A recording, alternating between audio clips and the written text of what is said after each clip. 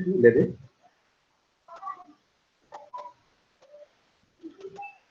tuh.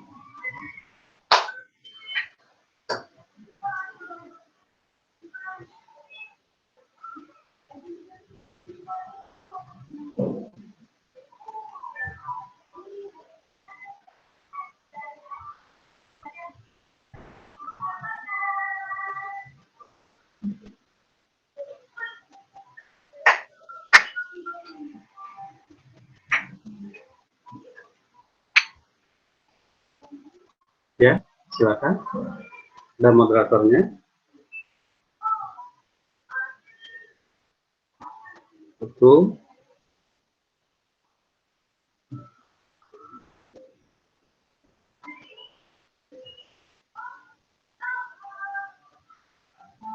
Waalaikumsalam, Bapak. Ya. Sebentar, sedang di follow up terlebih dahulu. Oh ya, silakan. Ya, Bapak.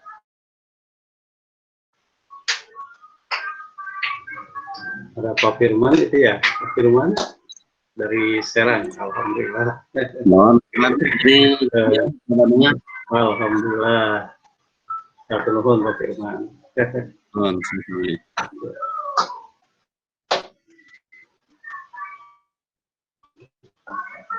Baik, sambil nunggu moderator. Bismillah, Pak. Nah, Gary silakan Gary ya. Dibuka aja Pak ya. Ya, silakan. Ya. Bentar Pak. Bismillahirrahmanirrahim. Assalamualaikum warahmatullahi wabarakatuh. Waalaikumsalam warahmatullahi wabarakatuh. Alhamdulillahirabbil alamin. Wassalatu wassalamu ala Rasulillah wa ala alihi wa ashabihi ajmain. Alhamdulillah kepada Allah Tuhan semesta alam karena rahmat karunia-Nya kita dapat berkumpul di sini dalam keadaan sehat walafiat. Semoga yang sedang sakit diangkat penyakitnya, dan semoga yang sakitnya dijadikan sebagai pelebur dosa-dosanya. Amin. Lalu juga salawat serta salam selalu terlimpahkan kepada Nabi besar kita, Nabi Muhammad Shallallahu Alaihi Wasallam. Dan berkat beliau dan atas izin Allah yang membawa kita dari zaman jahiliyah menuju zaman terang benderang, yakni Zinul Islam. Baik, alhamdulillah pada kesempatan kali ini kita akan membuka majelis ilmu kajian Sahih Bukhari, yaitu materi Kitabul Ilmi tentang memahami pendekatan nabawi. Adapun dalam ini sesi pembukaan, yaitu sekarang, kedua sesi pematerian, ketiga sesi diskusi, lalu terakhir sesi penutup. Adapun kajian ini akan dibawakan oleh guru besar kita semua, yaitu Bapak Dr. Erlan Sumarna MAG. Baik, untuk mengefektifkan waktu, mari kita mulai kajian ini dengan mengucapkan basmalah bersama-sama. Bismillahirrahmanirrahim. Kepada Bapak Dr. Erlan Sumarna MAG, waktu dan tempat dipersilahkan.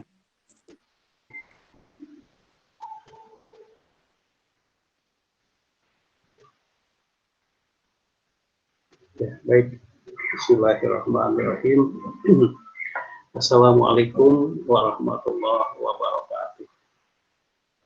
Hamdan lillah alladzi arsala rasulahu bil huda wa dinil haqq liyuzhirahu 'ala dini kulli wa kafa billahi syahida. Asyhadu an la ilaha illallah wahdahu la syarikalah wa asyhadu anna Muhammadan abduhu wa rasuluhu la nabiyya ba'dah. Allahumma shalli wa sallim ala sayyidil mursalin Muhammadin wa ala alihi wa sahbihi ajma'in. Amma ba'd. Ayyuhal hadirun, ittaqullah haqqa tuqatih wa la tamutunna illa wa antum muslimun. Hadirin yang dimuliakan Allah Subhanahu wa taala, adik-adik mahasiswa walaupun dalam kondisi libur tapi tetap bisa mengikuti, alhamdulillah.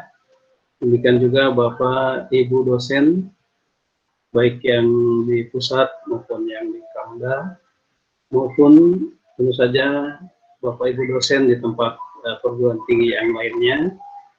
Demikian juga masyarakat kaum muslimin muslimat yang seluruhnya Allah muliakan, yang hadir pada kesempatan ini. Alhamdulillah kita bersyukur kepada Allah. Pada kesempatan ini kita bisa bersua kembali dalam melaksanakan azam yang kita azamkan, yaitu kita menelaah, mengkaji tentang kajian-kajian hadis, dalam hal ini adalah kajian hadis Bukhari. Nah, masih tentang kitabul ilmi, kitab tentang ilmu, gitu. Nanti, jadi yang sudah kita bahas adalah kitab Bada'il Wahyi, kitab permulaan wahyu, itu sudah, insya Allah nanti kita susun bukunya tentang itu. Kemudian yang sudah kita bahas juga adalah kitabul iman, kitab tentang iman, itu ada berapa bab begitu. Dan yang tengah kita bahas, dan insya Allah mungkin sekitar 5 pertemuan atau lebih, ya, kurang lebih 5 pertemuan, ya, kita akan telah menyelesaikan kitabul ilmi. Kita nanti masuk kepada kitabul wudu, kitab tentang wudu, gitu. Nah, seperti dalam kitab-kitab yang lainnya dalam Sahih Bukhari ini, nah, kitabul ilmi ini memiliki beberapa bab.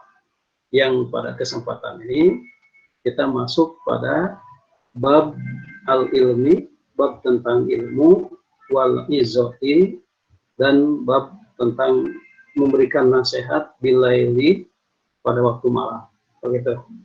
Nah, jadi hadirin sekalian, di mana saja Anda berada, jadi kita masuk pada babul ilmi, bab tentang ilmu, wal izoti bilaili, dan bab tentang memberikan nasihat pada waktu malam, begitu. Nah, tentu saja terjemahan ini terjemahan yang letterlek begitu. Nah, terjemahan yang bebasnya kita ambil seperti dalam pamflet yang kita baca, yang telah dibaca oleh hadirin sekalian. Yakni kita akan membahas salah satu pendekatan pembelajaran Nabi,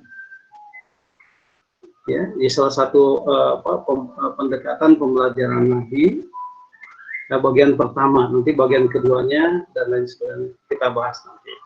Nah, hadirin sekalian, nah, kita masuk kepada hadisnya. Nah, bagi hadirin sekalian yang memiliki kitab Sahih Bukhari-nya, bisa Anda buka pada hadis nomor 115. Kalau halamannya mungkin bisa berbeda, tergantung cetakan. Tapi kalau nomor hadisnya tentu tidak berubah.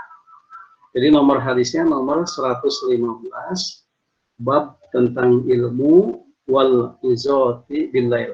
Ini nama babnya. Jadi babul ilmi wal izoti billail, bab tentang ilmu dan bab memberikan nasihat pada waktu malam, gitu. Nah, hadirin sekalian, dimanapun Anda berada, hadirin juga bisa, kalau tidak ada kitab fisiknya, bisa juga mendownload di internet juga, yakni kitab Sahih Bukhari. Insya Allah segalanya sudah serba mudah dalam belajar ilmu agama ini, gitu. Baik, kita masuk pada hadisnya. Kita bacakan, hadirin sekalian. Ini ada hadatsana sodakoh, ya. Nah, hadatsana itu artinya adalah telah menceritakan kepada kami siapa sodakoh. Nah, jadi hadirin sekalian, ini mungkin ada yang baru bergabung, kita ulang-ulang lagi. Insya Allah sifat ahli ilmu itu tidak bosan kalau diulang-ulang.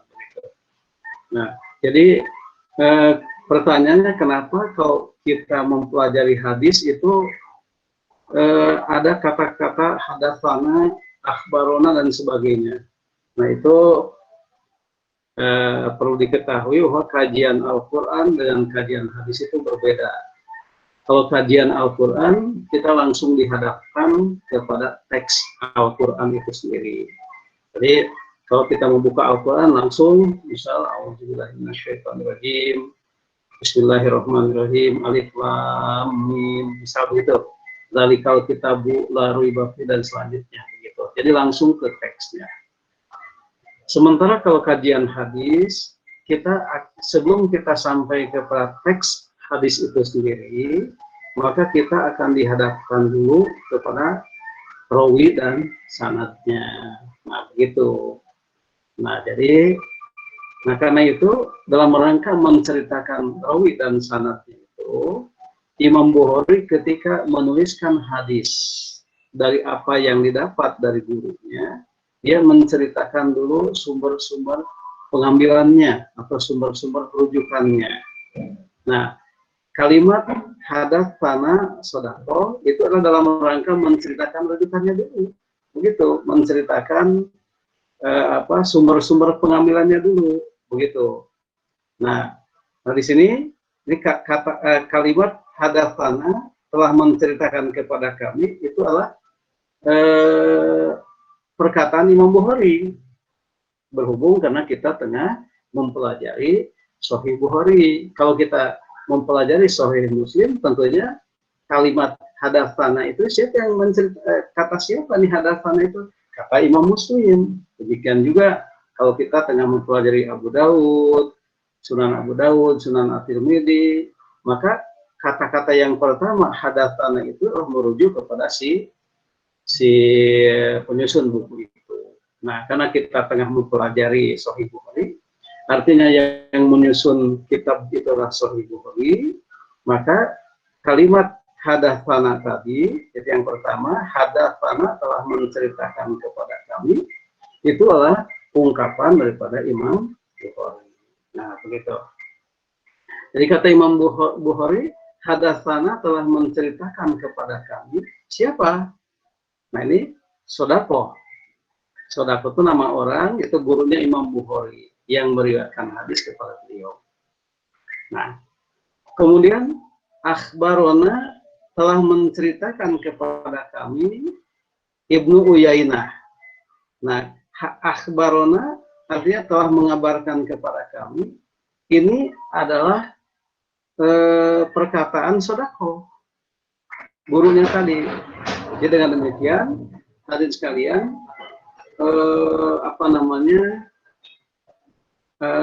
ternyata gurunya Imam Bukhari tadi juga tidak sembarang meriwayatkan hadis kepada beliau, kecuali dia juga menyampaikan rujukannya.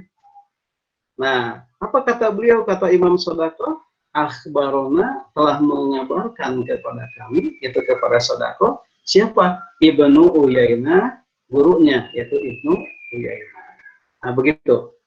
Kemudian Ibnu Uyainah mendapatkan hadis ini an Ma'marin dari Imam Ma'mar, gurunya.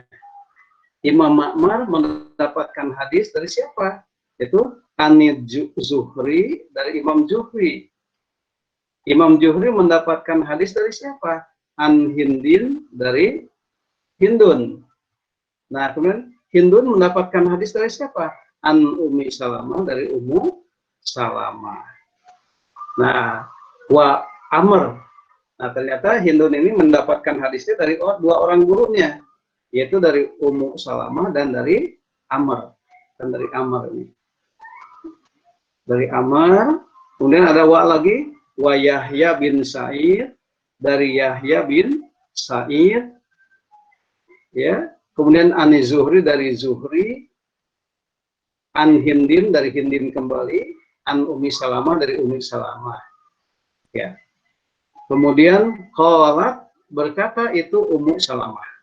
Nah, begitu. Berkata itu Ummu Salamah. Nah, kita masuk kepada hadisnya. Nah, begitu hadirin sekalian. Jadi sanadnya itu, sanad itu artinya adalah sandaran. Jadi sandaran Imam Bukhari itu pertama Sodaqoh, kemudian Ibnu Uyainah, kemudian Ma'mar, kemudian Zuhri, kemudian Hindun. Hindun dari Ummi Salamah, ya dari Ummu Salamah sudah sampai sana. Ummu Salamah yang jumpa dengan Rasulullah-nya. Nah, kemudian Amr dan Yahya bin Sa'id juga menjadi rujukan daripada Imam Bukhari. Yahya bin Sa'id kemudian mendapatkan dari Zuhri, dari Hindin. Nah, Hindun lagi ketemu lagi kan Ummi Salamah dari Ummi Salamah. Jadi nanti hadirin sekalian, kalau kita offline itu dibuatkan semacam papan hadisnya, itu bisa ya untuk memetakan rawi dan sanadnya begitu. Nah, an Hindin dari Hindun, an Ummi Salamah dari Ummi Salamah. Nah, jadi itu yang disebut sanad. Jadi kalau kita telaah dari belakang, dari Imam Bukhari ke Rasulullah, maka orang-orang itu namanya lah sanad atau rujukan. Sementara kalau kita alurnya dari sahabat kepada mudawin, kepada penulis hadis, dalam hal ini Imam Bukhari, maka orang-orang itu namanya rawi. Begitu. Jadi Ummu Salamah meriwayatkan kepada Hindun. Artinya Ummu Salamah ialah rawi pertama, Hindun rawi kedua. Hindun meriwayatkan kepada Az-Zuhri, Az-Zuhri kepada Yahya bin Sa'id, Yahya bin Sa'id kepada Amr, Amr kepada Ummi Salamah. Nah, dan selanjutnya ini ada kesamaan periwayatan dari Ma'mar, dari Ibnu Uyainah, bukan kesalahan maksudnya, beragam periwayatan. Ibnu Uyainah kemudian kepada Sodakoh, dan Sodakoh itu adalah kepada meriwayatkannya kepada Imam Bukhari. Nah, begitu hadirin sekalian. Jadi kalau dikatakan sanad itu harus urutannya dari belakang, dari bawah, dari Imam Bukhari-nya sampai kepada sahabat. Nah, mereka itu namanya sanad. Tetapi kalau kita melihatnya dari sudut periwayatan, makanya dari sahabat dulu, kemudian turun ke bawah sampai kepada Imam Bukhari, maka orang-orang itu adalah rawi namanya. Nah, jadi itu bedanya. Rawi dan sanad itu dilihat dari sudut penglihatan saja, lihatnya dari sudut tinjaunya saja.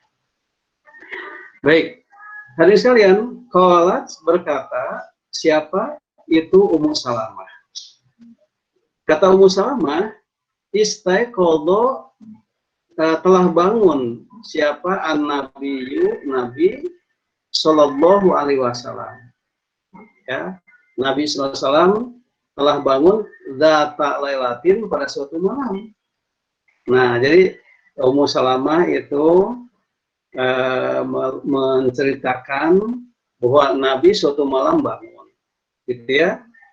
Nah, faqala, dan beliau bersabda. Nah, ini teks hadisnya yang ini hadirin sekalian, yang ada dalam tanda kurung. Nah, ini teks hadisnya, perkataan nabinya, begitu. Nah, ya. Jadi faqala, kemudian Nabi bersabda, kata Rasulullah, Subhanallah, Maha Suci Allah. Mada apa? Unzila, yang telah diturunkan alailata, pada malam ini. Pada malam ini, minal fitan, dari atau yang berupa berbagai fitnah. Jadi min di sini min ditabiin, ya. Min ditabiin. Jadi minnya lebih dekat diartikan berupa, karena menjelaskan daripada mak di sini. Nah, jadi mada apa saja yang diturunkan pada malam ini minal fitan, berupa fitnah-fitnah. Nah, atau terjemahan bebasnya begini, Subhanallah, kata Rasulullah, mada unzila al-lailata minal fitan. Ya, apa yang diturunkan, fitnah-fitnah apa yang turun pada malam ini, kata Rasulullah. Kemudian wa madza, dan apa saja futiha yang sudah dibukakan pada malam ini. Apa yang dibukakan pada malam ini? Minal khazain, dari berbagai perbendaharaan. Nah, itu. Jadi ketika Rasulullah bangun pada suatu malam, Rasulullah tercengang, hadirin sekalian, subhanallah. Jadi dalam penglihatan nubuwahnya, Rasulullah memandang pada malam ini terjadi berbagai fitnah. Pada malam ini sudah dibukakan berbagai pintu-pintu kesuksesan. Hozain itu artinya perbenaran jadi kesuksesan. Jadi pada malam ini terbuka semuanya, fitnah-fitnah terbuka. Kemudian kesuksesan terbuka. Sehingga Rasulullah tercengang pada malam itu. Sehingga mengatakan, subhanallah. Begitu. Nah, kemudian karena terbukanya dua keadaan tadi, yaitu terbukanya pada malam itu fitnah-fitnah dan kesuksesan tadi, kemudian Rasulullah memerintahkan kepada para sahabatnya, aikidu, bangunkanlah oleh kalian. Siapa? Itu sawabital hujar. Sawabital hujar itu artinya para penghuni perempuan-perempuan penghuni kamar, maksudnya ya istri-istrinya, ya atau siapa saja. Tapi isinya lebih ke arah istri-istrinya. Ya, aikidu, bangunkanlah oleh kalian. Itu sawahibatil hujar, para penghuni kamar. Nah, jadi Rasulullah mulai dengan melihat melalui nubuwahnya, dengan melihat terbukanya kesuksesan, kemudian sudah dituliskannya berbagai fitnah-fitnah. Rasulullah ingin agar mereka yang tidur dari para istri Nabi dan dari para sahabat lainnya itu supaya bangun. Karena Rasul ingin mengajarkan sesuatu berdasarkan penglihatan nubuahnya tadi. Sehingga apa yang diajarkan khusus kepada para perempuan tadi, ya, Rasul mengajarkan farubba kasiyatin. Jadi betapa banyaknya orang-orang perempuan yang berbusana namun telanjang di dunia, dalam kehidupan dunia ini. Wa ariyatin, juga mereka itu menjadi telanjang fil akhirati, di akhirat nanti. Nah, begitu. Jadi hadirin sekalian, di sini Rasulullah memberikan pelajarannya tentang itu. Jadi Rasul bangun, tiba-tiba Rasul tercengang melalui penglihatan nubuwahnya. Rasul melihat bahwa pada malam yang tengah dia injak itu, pada malam yang tengah dia bangun di dalamnya tadi, itu terjadi gambaran-gambaran fitnah yang akan terjadi. Jadi kemudian juga pada malam itu terbuka berbagai kesuksesan, gitu. Namun di sini Rasul tentu saja menekankan aspek pahitnya, yaitu fitnah-fitnah tadi. Karena kalau namanya kesuksesan kan sesungguhnya tidak perlu dibincangkan, karena itu hal-hal yang manis, begitu.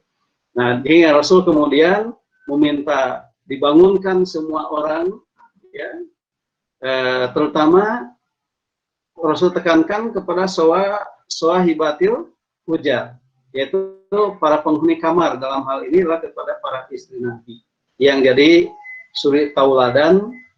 Ummuhatul mukminin ini, para ibu-ibu kaum mukminin yang jadi istri Nabi ini kan jadi suri tauladan bagi para mukminat yang lainnya.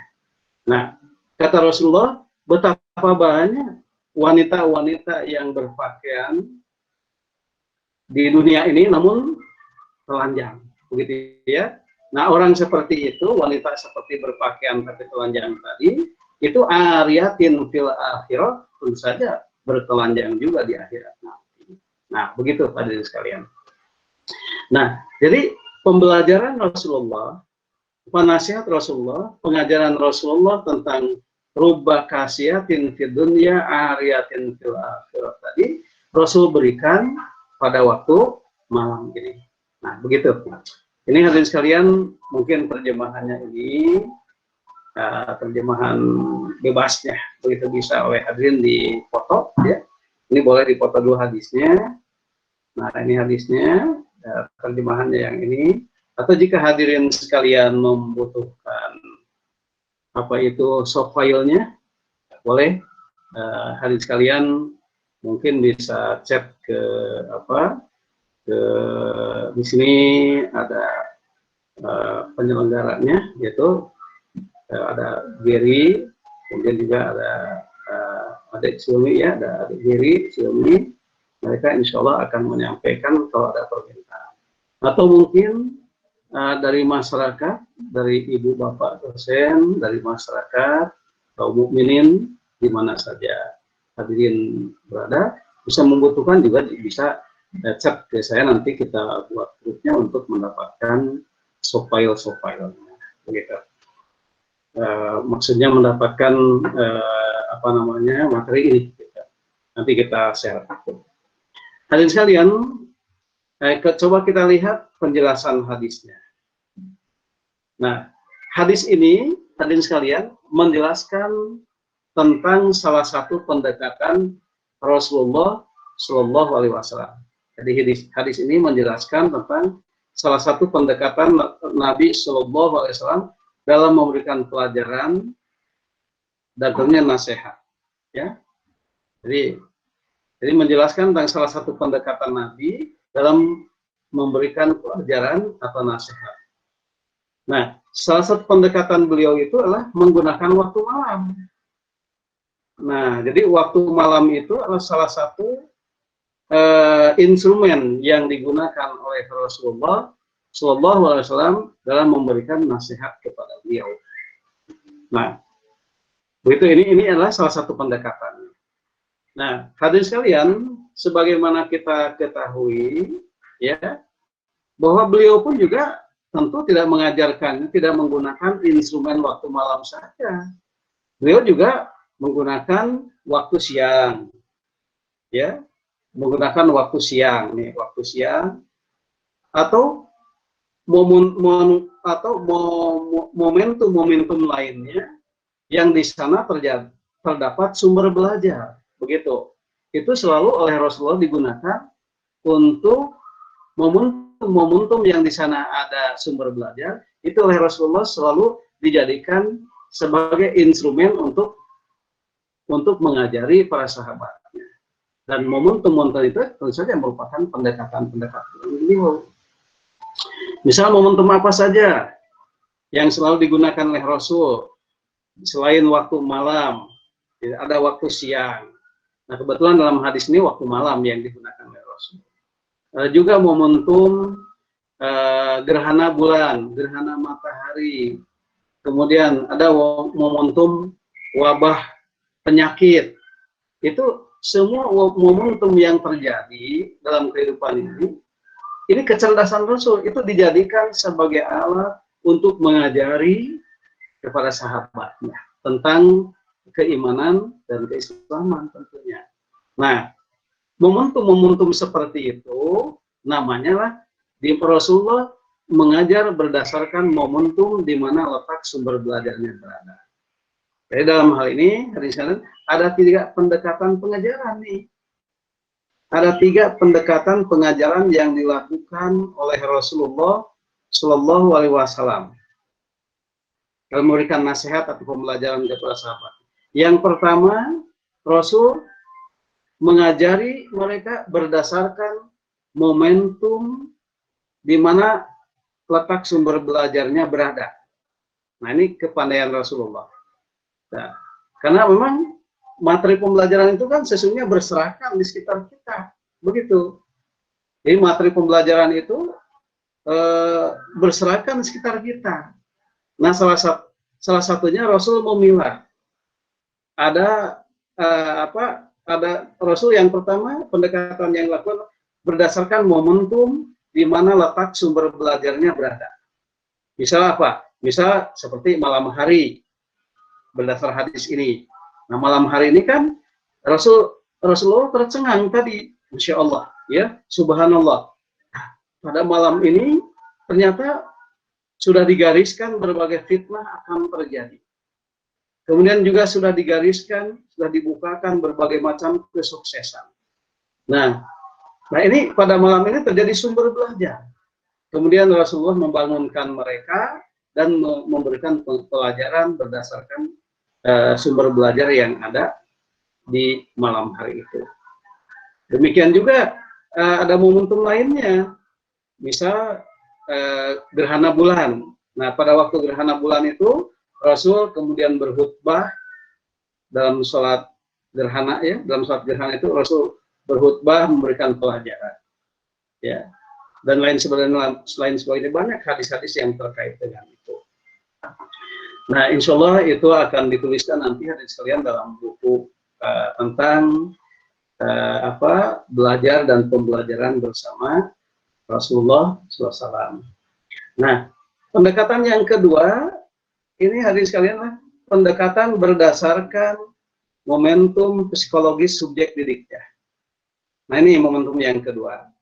Nah, kalau yang tadi, yang pertama, jadi kan seperti yang disampaikan, sumber belajar itu sesungguhnya berserakan di sekitar kita. Nah, ini kecerdasan Rasulullah sebagai mu'allim. Rasul kan sebagai mu'allim. Maka kecerdasan beliau itu dipilah. Nah, ini ada momentum di mana letak sumber belajarnya berada. Oh, ini gerhana bulan, wabah penyakit, begitu. Kemudian gerhana bulan, wabah penyakit, kemudian apalagi gerhana matahari, waktu siang, waktu malam. Ketika Rasul menemukan di sana sumber belajar, maka kemudian Rasul mengumpulkan mereka untuk menyampaikan nasihat berdasarkan sumber belajar tadi. Nah, yang kedua berdasarkan momentum psikologis subjek didiknya. Ini langsung terkait kepada subjek didiknya. Artinya pendekatan yang kedua ini hadirin sekalian, Rasul memandang keadaan-keadaan psikologis yang muncul saat mereka, para sahabat itu berdialog atau berinteraksi dengan Rasulullah, itu pasti terjadi semacam psikologis, entah itu beban psikologisnya, entah itu lain sebagainya dari persoalan psikologis tadi. Maka Rasul kemudian menjadikannya sebagai batu loncatan untuk mengajari. Begitu. Contohnya apa? Contohnya misal ketika para sahabat tengah berjamaah dengan Rasul kan, berjamaah dengan Rasul, kemudian tiba-tiba ada yang bukan batuk ya batuklah gitu ya. Kemudian kata sahabat tadi, alhamdulillah ya, dalam sholat itu, alhamdulillah, menyampaikan hamdalah. Kemudian sahabat lain menegur, kenapa ini apa ceritanya, kita ringkas ya dalam hadis itu. Sahabat lain menegur, kenapa kamu dalam sholat berkata-kata seperti itu? Kemudian yang lain saling pandang memandang dan lain sebagainya. Pokoknya saat sholat itu terjadi semacam gaduh begitu. Nah, tetapi dalam hati mereka muncul semacam psikologis rasa takut oleh Rasulullah itu disalahkan ya. Nah, sampai kemudian sholat selesai, kemudian Rasul menghadap mereka, para sahabat. Nah, pandangan para sahabat, Rasul akan marah, kan begitu ya, karena sholat berjamaahnya seperti itu. Tetapi ternyata Rasul tidak. Nah, Rasul tidak marah. Jadi rasa takut mereka itu dijadikan momentum oleh Rasulullah untuk kemudian memberikan pengajaran. Dalam itu Rasul mengatakan bahwa dalam sholat itu tidak ada ungkapan manusia, yang ada itu takbir, tahmid, dan sebagainya. Nah, begitu. Nah, jadi apa yang dikhawatirkan oleh para sahabat tentang marahnya Rasul ternyata tidak terjadi. Malah Rasul kemudian memberikan pelajaran. Itu contohnya. Dan yang ketiga, hadis sekalian, ini berdasarkan momentum penciptaan kondusivitasnya. Nah, di sini Rasul tidak menunggu. Kalau yang nomor B, Rasul memang menunggu ya, bukan menunggu, maksudnya memanfaatkan momentum yang terjadi. Sedangkan yang ketiga ini berdasarkan momentum penciptaan kondusivitasnya, di sini memang Rasulullah menciptakan satu kondusif, suasana kondusif. Rasul menciptakan suatu suasana kondusif ya dalam pembelajaran. Jadi sebelum belajar itu, kemudian Rasul menciptakan suasana kondusif dulu. Salah satunya dengan bertanya pelajaran apa yang lewat, disambungkan, kemudian mungkin juga menyambungkan semacam hubungan batin, karena belajar itu adalah hubungan batin, begitu. Jadi jangan sampai ketika kita akan mengajar tiba-tiba terjadi gap, ya, tidak nyambung atau terjadi miskomunikasi antara kita dengan murid kita. Nah, itu tidak diharapkan. Nah, Rasul itu supaya tidak terjadi gap antara kita dengan murid kita, maka kemudian Rasul menciptakan suasana kondusif dulu, begitu. Nah, itu hadirin sekalian, 3 pendekatan Nabi dalam pembelajaran tadi. Nah, hadis yang ini adalah masuknya kepada nomor 1, yaitu berdasarkan momentum di mana letak sumber belajarnya berada. Nah, jadi konsep bahwa materi pembelajaran itu berserakan di sekitar kita itu betul, memang ada, tinggal kita memanagenya saja, begitu. Dan itu sudah dilakukan oleh junjungan kita Rasulullah Shallallahu Alaihi Wasallam. Nah, tentu saja hadirin sekalian, ini adalah contoh dari Rasulullah SAW buat semua kita. Entah kita mengajar agama, entah kita mengajar selain agama juga, ini bisa jadikan contoh. Karena ini contoh untuk semua. Contoh untuk semua, begitu. Hadirin sekalian, kalimat atau ungkapan Rasulullah tentang subhanallah tadi, ya, adalah menunjukkan kekaguman terhadap sesuatu. Kekaguman terhadap sesuatu, subhanallah, ya. Nah, Rasul kagum bahwa segalanya teratur pada malam itu. Ada fitnah-fitnah yang sudah digariskan, ya. Kemudian ada kesuksesan yang sudah digariskan, sudah ditetapkan pada malam itu, sehingga Rasul berkeinginan sahabat itu mendapatkan pembelajaran pada malam itu, gitu. Hadirin sekalian, di mana saja Anda berada, adik-adik mahasiswa, Bapak Ibu dosen, adik-adik mahasiswa yang Bapak banggakan, ibu dan Bapak dosen serta karyawan yang tentu saja Allah muliakan, kemudian kaum muslimin dan muslimah yang di mana saja Anda berada, yang hari ini tengah kita berdialog, ya, kita bermajlis, yang tentu saja semuanya Allah muliakan. Ya. Dalam hal ini, hadirin sekalian, ya, ketika Rasulullah mengucapkan kata subhanallah tadi, itu Rasulullah tengah memahami konteks di sini. Rasulullah tengah memahami konteks malam itu sendiri sebagai simbol kejahatan yang kita diminta berlindung daripadanya, ya, dan sebagai simbol keheningan yang kondusif bagi hamba-hamba Allah untuk mengais keridhoannya, ya. Jadi kalimat subhanallah itu diungkapkan oleh Rasulullah dalam kaitannya Rasulullah memahami konteks malam yang terjadi saat itu, bahwa pada waktu malam itu di mana gelapnya malam itu menjadi simbol kejahatan yang kita diminta untuk berlindung kepada Allah dari kejahatan gelapnya malam itu. Jadi dalam surat Al-Falaq kan gitu, ya, min syarri ma khalaq min syarri ghasiqin idza waqab. Di ketika malam itu saat gelap gulita, kejahatan ketika malam itu gelap gulita.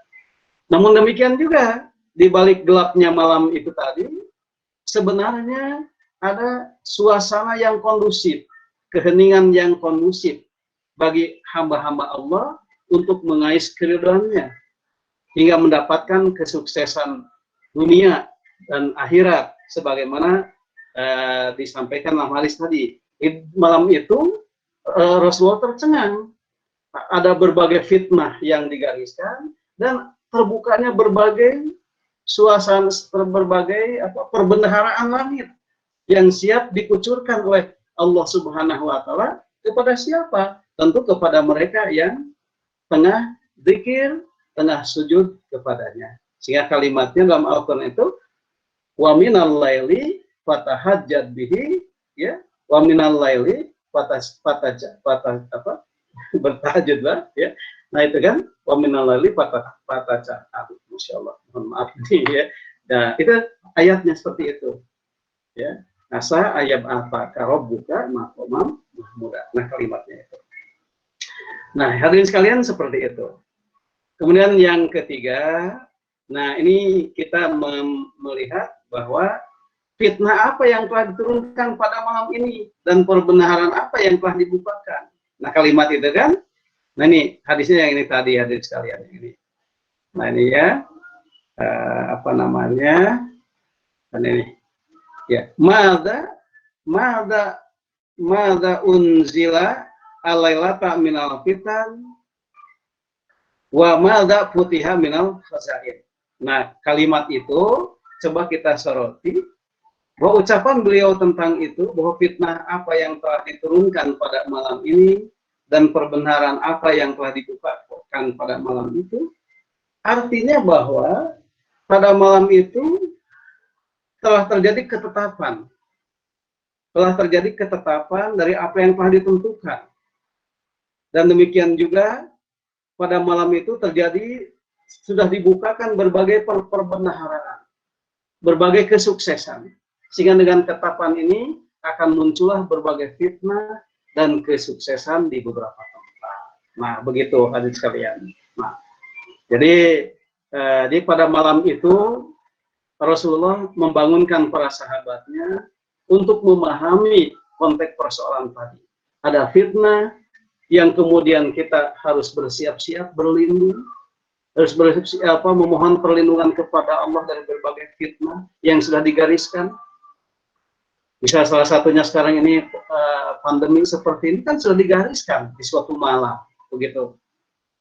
Ya. Kemudian juga ada kesuksesan yang siap Allah turunkan. Kepada siapa? Tentu kepada mereka yang saat itu tengah berzikir. Nah, begitu ya, tengah berzikir. Jadi dengan demikian, orang mukmin itu hadirin sekalian jadi paham, oh pada malam itu dia harus berlindung, dan dia harus berlindung kepada Allah dari fitnah-fitnah yang sudah digariskan tadi, dan siap-siap mendapatkan berkah ridho Allah dari apa yang sudah digariskan tadi. Nah itu.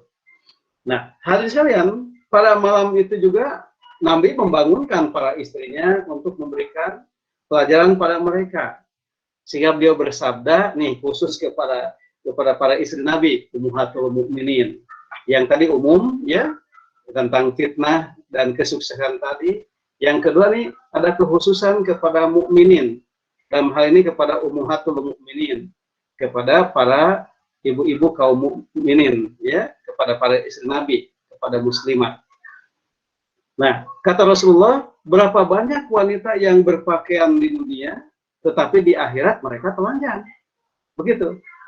Ya, kan kalimatnya seperti, coba kita lihat ke atas lagi, hadirin sekalian. Nah, ini kalimatnya. Kata Rasulullah ini khusus kepada para istri Nabi sebagai contoh bagi kaum mukminat, ya. Nah, kata Rasulullah, farubba kasiyatin fi dunya. Betapa banyaknya wanita-wanita berpakaian tetapi sesungguhnya telanjang di dunia ini. Ariyatin fil akhirah, tentu saja telanjang nanti kelak di akhirat. Nah, hadirin sekalian,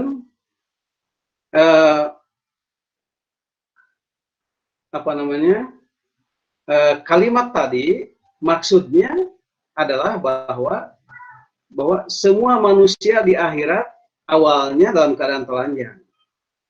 Ya, jadi di alam kebangkitan itu hadirin sekalian kan semuanya telanjang, ya. Dalam di alam kebangkitan itu semua orang itu kemudian dibangkitkan oleh Allah dalam kondisi telanjang. Jadi semuanya telanjang. Nah, ya. Dan yang pertama mendapatkan pakaian itu kan junjungan kita Rasulullah SAW, ya. Ya. Nah, kemudian nanti setelah Rasulullah kemudian yang lainnya diberikan pakaian.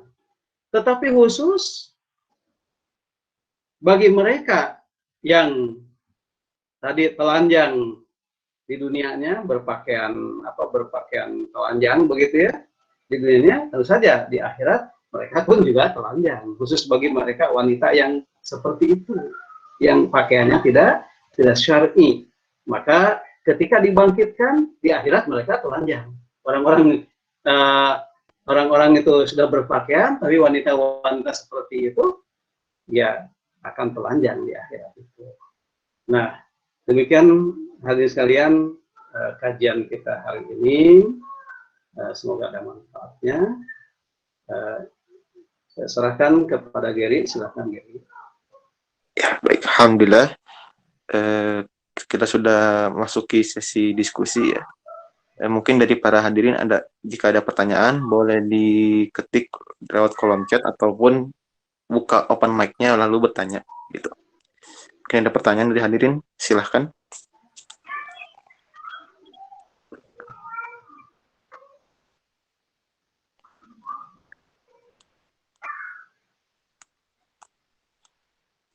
Silakan hadirin sekalian. Pangarsa Prof. Sufyan badai nyangakeun silaturahmina mah enggak. Pak Kiai badai nambihan.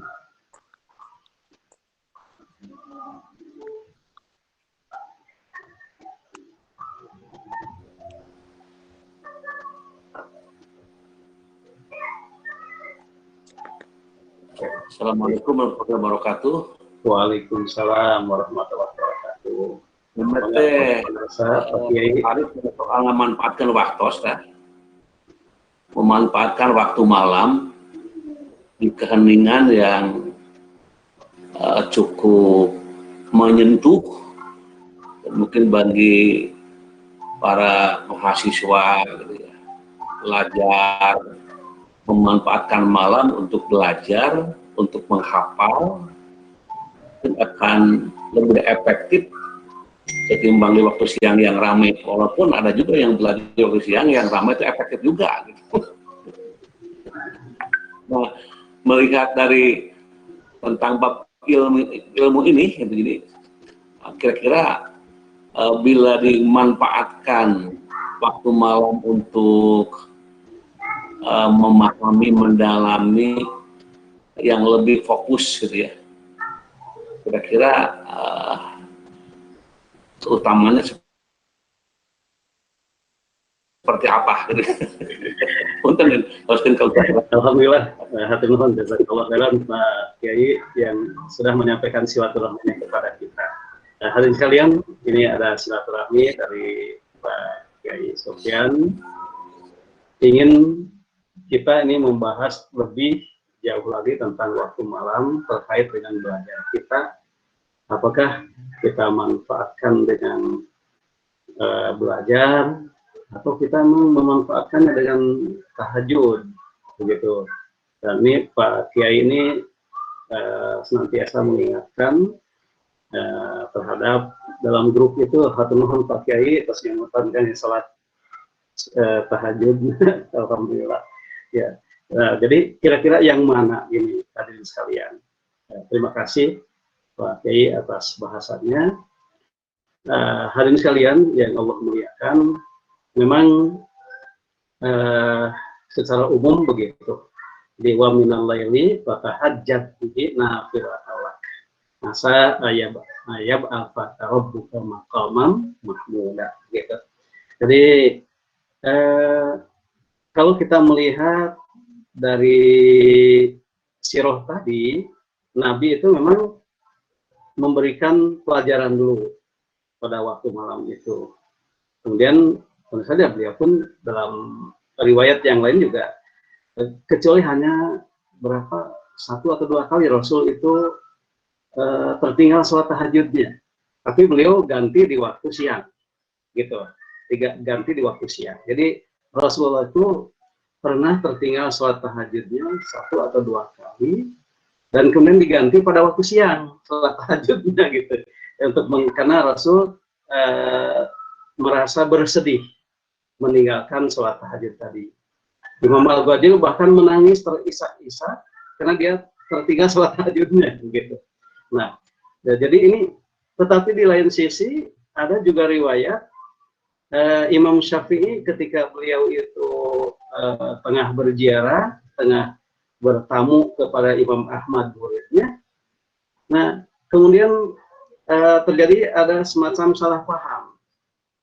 Putranya Imam Ahmad itu kemudian kalau bahasa kitanya menjadi kurang serp dengan Imam Syafi'i.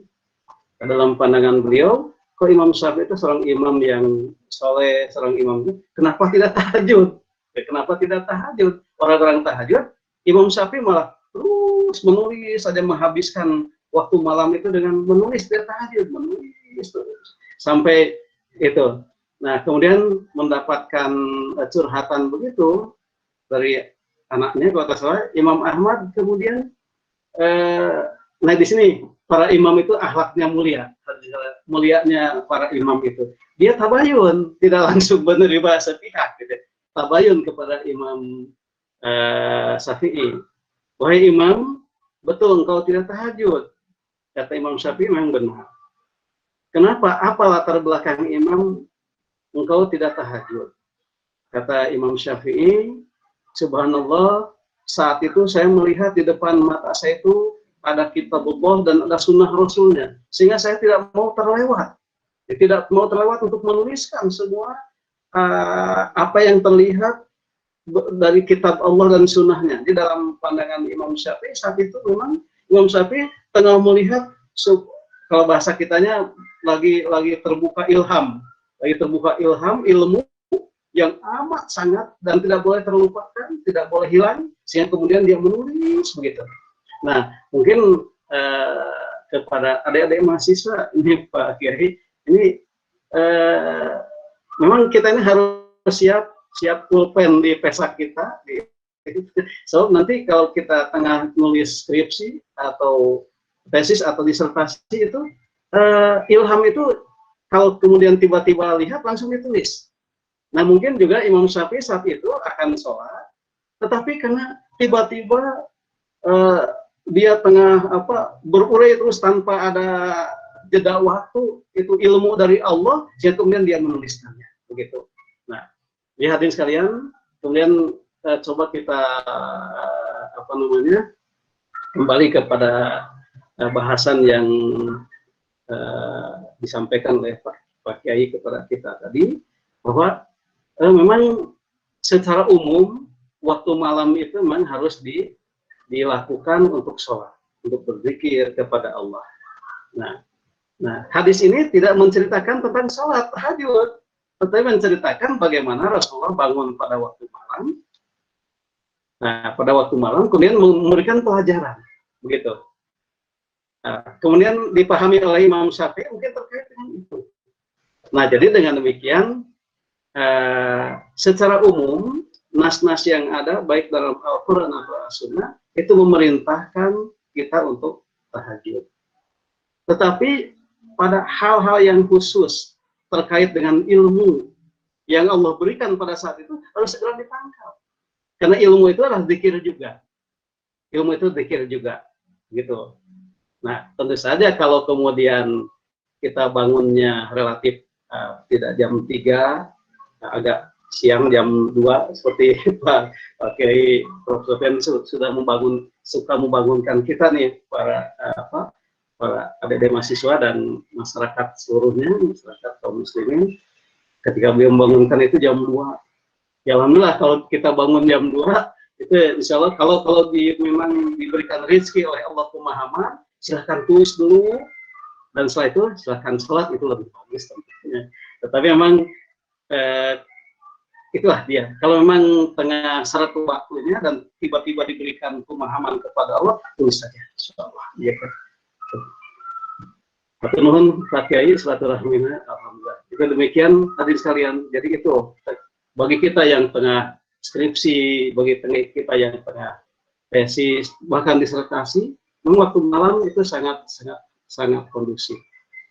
Bahkan dalam ceritanya hadirin sekalian di grup WA yang itu kan, bukankah Pak Habibie juga itu malu-malu ketika dia bertanya kepada para sahabatnya yang kafir saat beliau kuliah di Jerman itu, karena awalnya ternyata Pak Habibie itu kan juga tidak pintar-pintar amat dibandingkan mereka itu, gitu ya.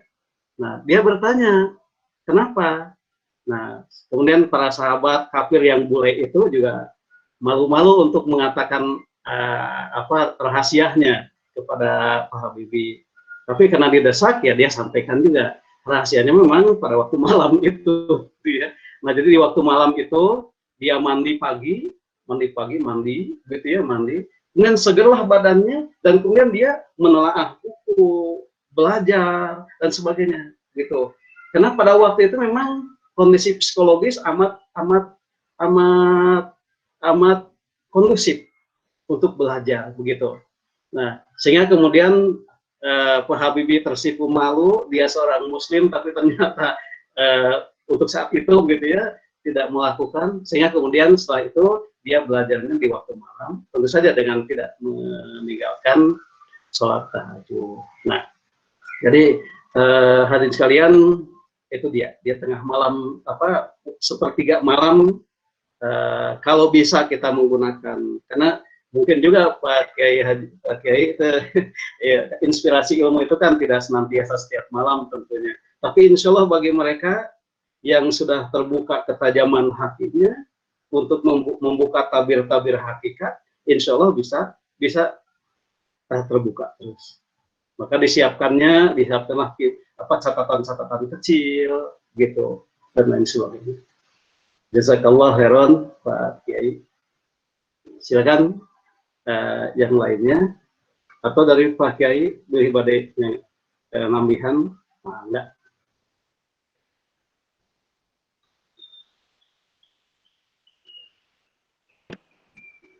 Dari adik-adik sekalian, dari masyarakat seluruhnya boleh, silakan.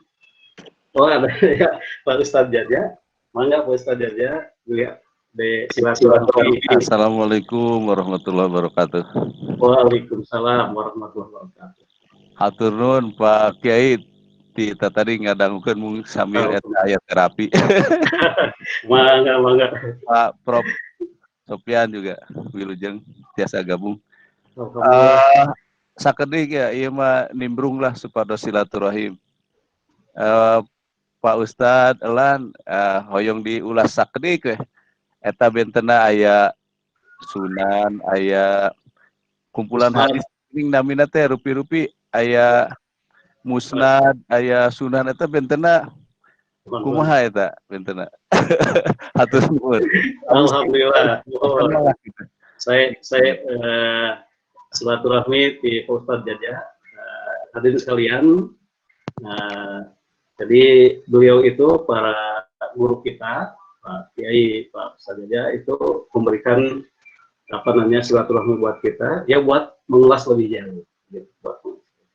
Jadi hadirin sekalian, memang zaman dahulu itu hadis-hadis itu kan belum tertulis, tetapi kemudian dituliskan sekitar abad kedua Hijrah, dituliskan atas perintah daripada Khalifah Umar bin Abdul Aziz. Nah, ketika dituliskan, itu semua yang disebut hadis dituliskan, begitu. Jadi tidak melihat apakah itu pendapat sahabat, tidak melihat apakah itu apa. Nah, semua yang orang menyebutnya itu hadis dituliskan, begitu. Nah, ini dari Lombok juga bergabung Pak Asep Wahyudi, alhamdulillah. ya, alhamdulillah.